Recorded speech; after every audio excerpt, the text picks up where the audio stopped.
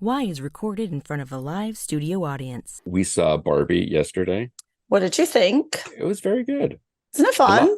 lot more of a downer than I thought. Well, there were parts, yeah. I mean, as we left the theater, we asked the elder what he thought of the patriarchy. He said, horses. We're like, that's perfect. Okay. Yeah. I was assembling a bunk bed for the younger this morning. Ooh, that and doesn't I sound was fun. told I had some good energy. So Oh, well, that is quite a compliment. I said, well, I'm Knuff. So Exactly. Did you order your sweatshirt yet? not yet. So good. He was so good. You know, our buddy, friend of the show, Josh Freese, Yes. played on. Oh, did he? Yeah, on. I did Is not it the know new that. single or Ryan Gosling's version of the Matchbox 20 song? Oh, I did not It's know one or this. the other. Either the Wow. new one or I was very excited. I was very excited when I saw that. I'm gonna Yeah. look it up. And the old woman sitting on the bench at the bus. Did you see who that was? I did, but there was a rumor initially that she was the original Barbie, and it's not her. No, it's costume designer Ann Roth, Exactly. who told me once that she loved me. I mean, amazing. She's great. She showed up to the kickoff party for evening with a bag full of CDs, turned to a PA and said, put these on. And then when she left an hour later, she's like, get my CDs. And We're just gonna left. do that. We're gonna do that at the professional Christmas party. No one was mad at her. No, how could you be? It was amazing. And every once in a while she'd come in and we'd be talking about something like in the office. And she'd go, oh yeah, Texas. I was there once. I was working on this movie, Midnight Cowboy. And we're all like, yeah, I We're know. familiar with it. Yeah. That's so funny. But the way she did it was just very like, I can't say mad at you. No, that's awesome. Yeah. We need to be like that. Yeah. But Josh Freese played on. Yes, on I'm Just Ken, along with Wolfgang Van Halen and Ooh, Slash. wow. That's an That's lineup. a pretty awesome crew. And I believe Mark Ronson was involved. Yes, Mark Ronson produced it. Makes sense.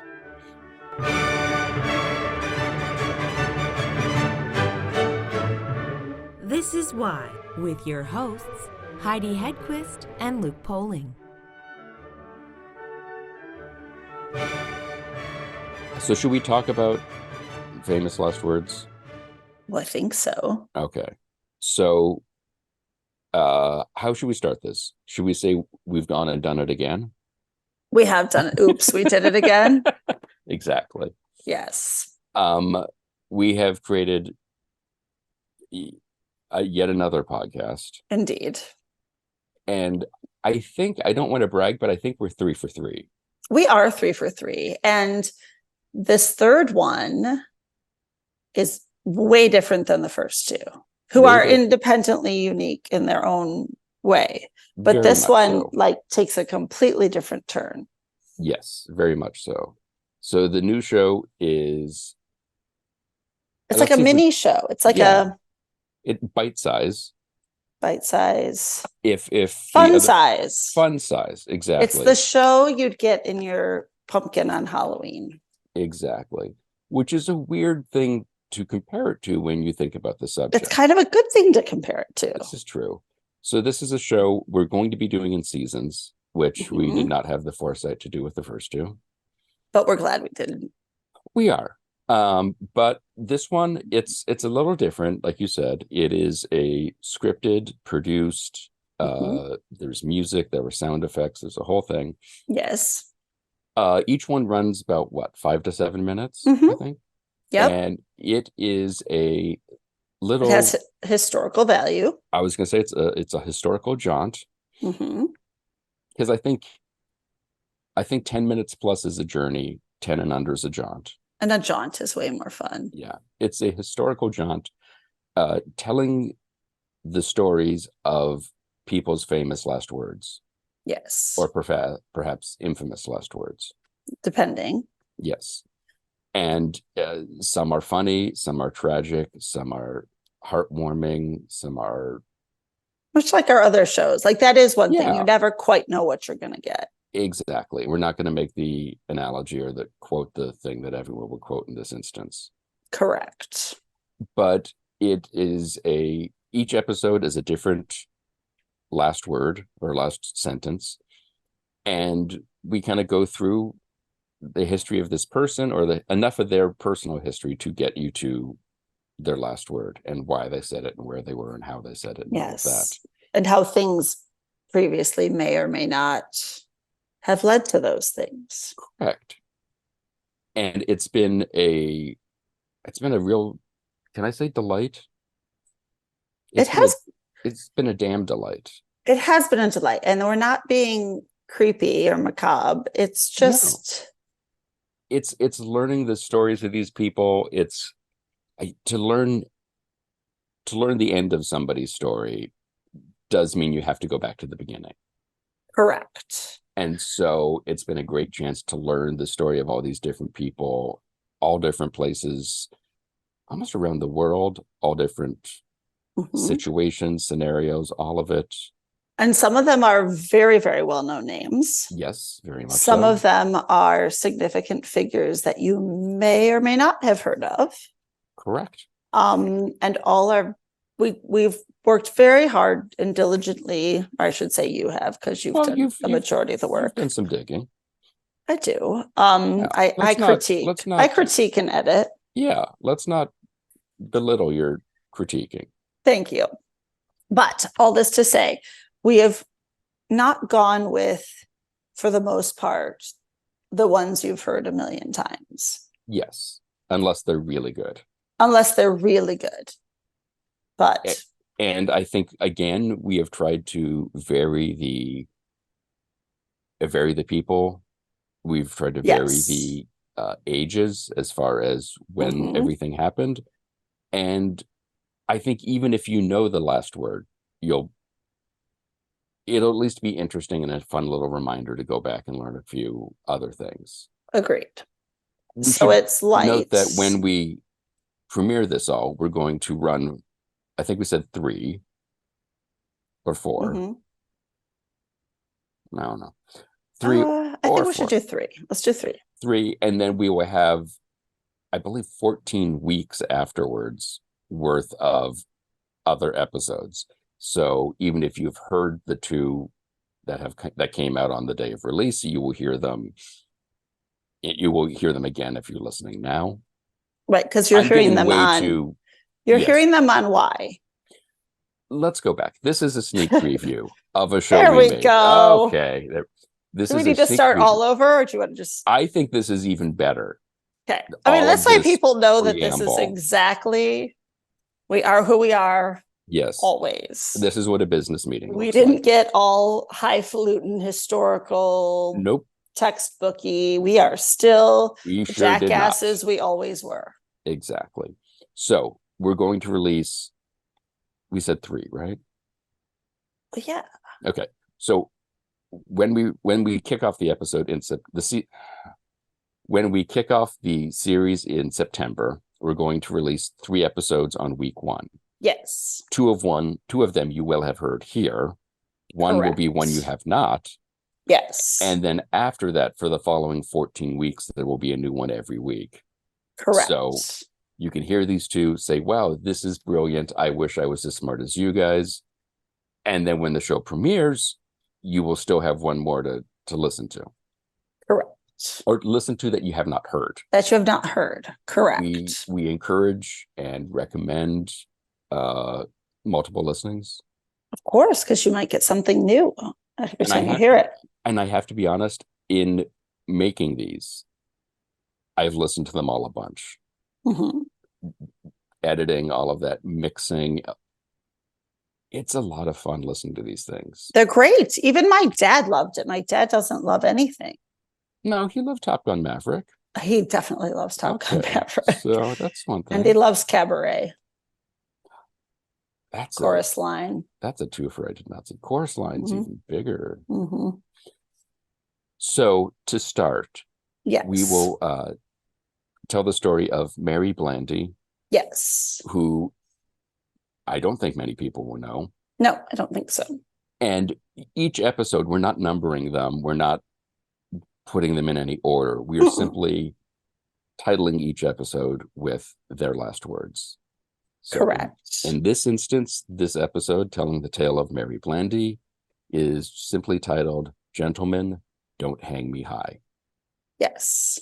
The files are located on the second floor, at the end of a long hallway. The fluorescent lights above flicker on and off. Open the door on the right. In the bottom drawer of a file cabinet, there it is, a folder labeled with 3 words that are poured onto stories. Stories of history, stories of people, stories of death. This is Famous Last Words.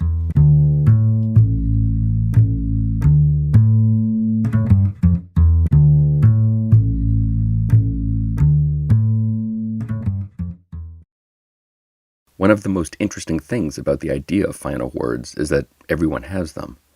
At some point, something you will say will become the last thing you say.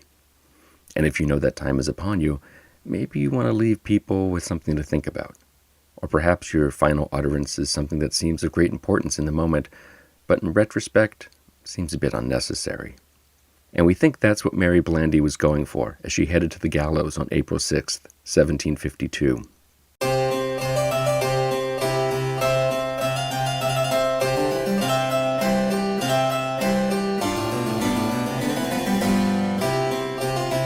Blandy was born in the town of Henley-on-Thames in 1720, and for most of her life she was thought of as completely normal. Her father, Francis Blandy, was a local lawyer. The family was wealthy, and Mary grew up an only child with every advantage in life. By the age of 26, Mary was already worrying that she was over the hill, and that the chance to marry and raise a family of her own had passed her by. In efforts to re-engage the interest of local men in his daughter, Francis Blandy offered a £10,000 dowry to go with whoever married Mary. This act did not go unnoticed, and one of the men who noticed was Captain William Henry Cranston. Cranston, who lived in Scotland, found himself in Henley looking to recruit men for the army. He heard about the dowry and thought he might go pay Mary a call. The two met and sparks flew. Francis Blandy and his wife were thrilled. They saw Captain Cranston as suitable and well off enough to provide their daughter with the life she envisioned. However, there was one small problem. Cranston was already married to a woman in Scotland, and he had 2 small children. Cranston saw this as a mere impediment. He wrote to his wife, told her of what was going on, and asked for her to disown him and file for divorce. Mrs. Cranston, however, did not go along with this plan, and instead made a public show of her husband's infidelity. Cranston and Mary Blandy continued their courtship, though, often taking walks on a path along the Thames, a spot which is now known as Miss Blandy's Walk. They fell deeper in love, despite the gossip surrounding them. By 1751, 5 years into their relationship, Francis Blandy became convinced that Cranston would never leave his wife to marry his daughter. He acted quickly and threw Cranston out of his house. But love is a hard feeling to deny, and Mary stayed in contact with Cranston. In one of their love letters, Cranston sent Mary a small powder in the mail, which he said was a love potion. Cranston said that if she slipped this powder into her father's food, over a period of time, he would eventually change his mind and approve of the marriage. So Mary did just that. However, instead of changing his mind about the couple, Francis Blandy began to suffer from nausea and severe stomach pain. The servants were already suspicious after a few of them became ill from eating Blandy's leftovers. They recovered, thankfully. A doctor was called to Francis Blandy's bedside. He examined Blandy and, seeing that he was close to death, and perhaps suspecting something afoot, mentioned to Mary that if she had been poisoning her father, she could be held responsible for killing him. Mary quickly ran to her stash of powder and love letters and burned all of them, trying to hide any evidence. Realizing that his time was at hand, Francis called his daughter to his side and said that he believed all of this to be her fault. Mary broke down crying, begging for his forgiveness, but not admitting to any crime. Francis still forgave his daughter, and on the 14th of August, 1751, he died. Things then went from bad to worse for Mary. A housemaid had grabbed some of the powder Mary tried to burn and brought it to a chemist who studied it and declared it to be arsenic. Within 6 months, Mary was arrested and on trial for her father's murder. Mary testified on her own behalf, telling the jury that she did not poison her father, but she did put a powder in his food that was, quote, given me with another intent. Her pleas fell upon deaf ears, and after just a 13-hour trial, the jury came back with a guilty verdict. On Monday, April 6, 1752, Mary Blandy was led from her cell to a gallows. After causing such a scandal in her family, first by falling in love with a charlatan and by continuing to do whatever he asked without question, here she was, by herself, on her day of reckoning. Wearing a plain dress and holding a prayer book, Mary tried to keep at least one scrap of the dignity that she'd been raised with before she fell afoul of the machinations of man. Mary Blandy turned to her executioners and pleaded with them in what would be her last words. For the sake of decency, gentlemen, don't hang me high. We can hit a post like nobody's business. I know, right? Your move, Rick Dees. I mean, seriously. So, and people probably search for him a lot, so. Maybe not. I feel like I've searched for him for different things, not for this. No, I agree, but I'm just thinking like random SEO. Right. Oh, I see. Gotcha. Okay. So you're thinking with the business side of things. Right. Not just, okay. Just people we want to, learn about. Makes complete sense. Mm-hmm. So this second episode, again, doing it great, just keeping it. So episode 2, like we talked about, it is somebody better known, but perhaps his last words are not well known. Correct. And this would be Nostradamus. Mm-hmm.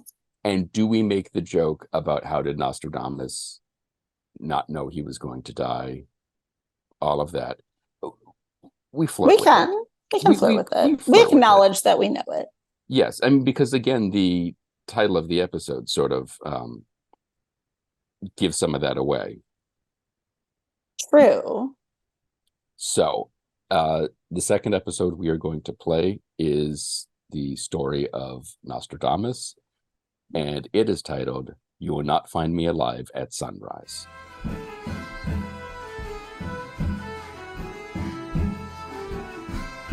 It's easy, and likely too easy, to begin this story with a joke about how, of course, Nostradamus knew when and how he was going to die. So perhaps it's better to stick with what is known about Michel de Nostradamus and what he actually wrote. Nostradamus was born in France, December 1503. At some point in the 1530s, Nostradamus began working as a physician, eventually opening up his own practice.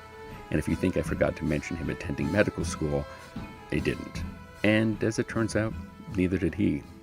Well, he did attend medical school, but he was expelled for working as a pharmacist, as well as for slandering doctors.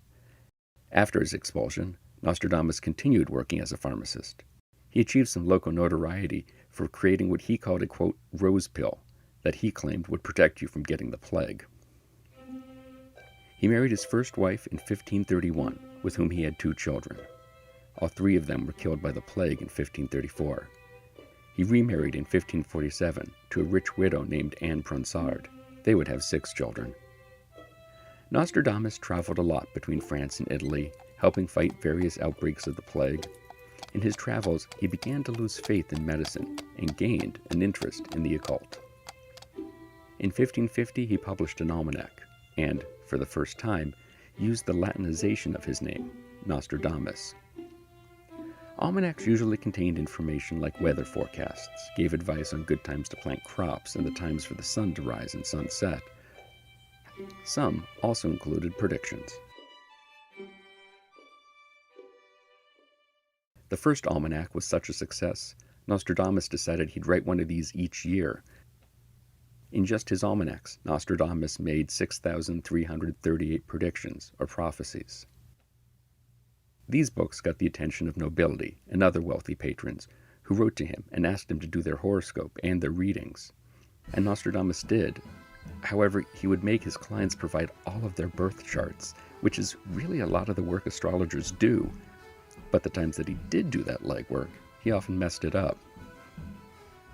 After finding such a rousing success, Nostradamus decided to up the ante in the prediction game. He began writing a book that would include 1,000 prophecies, and these are what he's best known for to this day. The prophecies were written in quatrains, that is, 4 lines of verse that rhymed. To make some of his rhymes work, Nostradamus had to use other languages like Greek, Italian, and Latin, in addition to French. And even then, there's still one quatrain that doesn't rhyme at all. Not to threaten anyone with a good time, but if you actually read the quatrains, you'll quickly notice a few things. First off, a bunch of the predictions are simply cut and pasted from other books. Also, they're incredibly vague.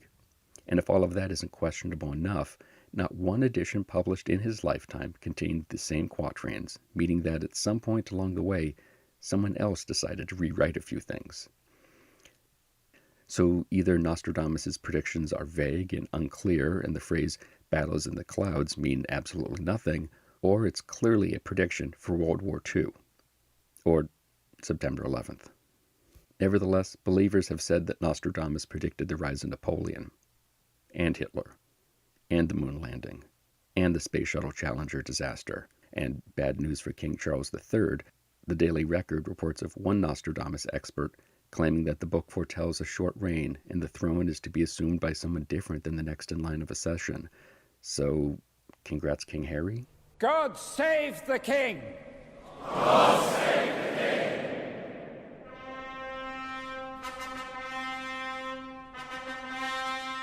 It should also be noted that this last year, the same expert said the same quatrain predicted that William would assume the crown, bypassing Charles completely. But back to the publication of the book. Response upon its release was mixed, to say the least. Some people believed that all of Nostradamus' predictions were true, after claiming several had already come to pass, while others thought of him as a scam artist, or, to be even less generous, insane. In 1555, Nostradamus was summoned to the court of Catherine de' Medici, the wife of King Henry II of France. She was a big fan of the almanac, so much so that she asked Nostradamus to read the horoscopes for both her and her children. This is not to say he was a rousing success everywhere he went. He was reportedly worried that he'd be prosecuted for heresy by the Spanish Inquisition. By 1566, the gout that Nostradamus had been painfully living with for several years got even worse and made travel and overall movement difficult. This eventually led to edema, which is the buildup of fluid in body tissue, making limbs even heavier and making movement of the joints even more painful. On July 2nd, 1566, his secretary found Nostradamus dead on the floor, between his bed and a bench. Or, at least that's what we think happened. Details were changed in various accounts, most likely to fit a prediction. In his last words, Nostradamus made yet another correct prediction, or he was just plain lucky when he told his secretary, "You will not find me alive at sunrise."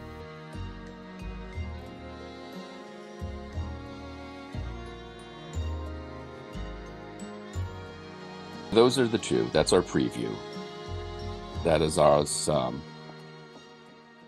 That's our fan dance of a Yes. preview of what we're doing here. Mm-hmm. And if you could subscribe to the show, that would be a huge help. A big help. Big help. We are on Facebook. Let me just Yes. triple check I got all of the things and the names and all of that. I thought you did. I do. So we are on Facebook, facebook.com/famouslastwordspod. And you can look for the little picture of Mary Blandy to know that you found the right one. Correct. We are on Twitter, or whatever we are calling it, at Last Words Pod. And those are good ways to find us, write us and say, "Hey, you idiots, you forgot this person." Because we'll be doing more of this. Like it or not. Sure. So there will be, and again, we're trying to do a mixture of stuff, things you know, things you don't know. And so if you're like, "Hey, you forgot the obvious one," we probably didn't. We've probably read it and thought about it. We probably decided it wasn't the time for it. Right. And maybe it just goes in our pile for season 2, or who knows, season 3. What about season 4? Season 4 is always a good one. I forgot about season 4. I think that's already probably our best season. Really? Mhm. I mean, season 1 out the gate.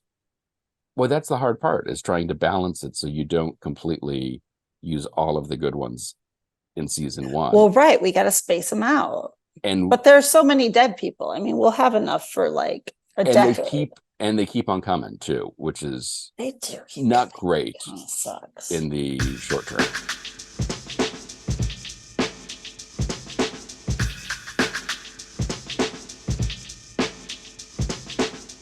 Why the Podcast is produced by the Professional Production Company. Please be sure to rate and review us on Apple Podcasts because we're shallow and need constant validation.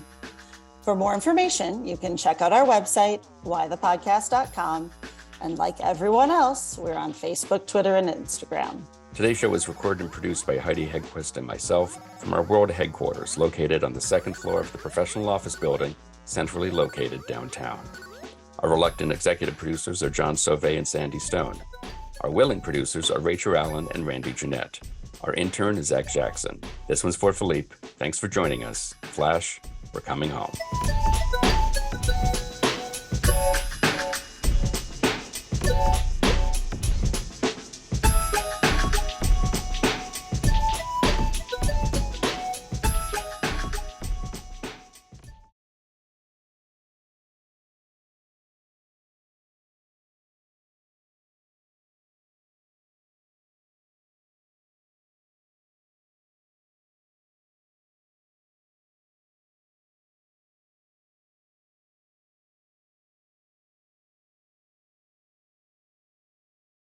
Nigel, is that you? Are you here, Nigel?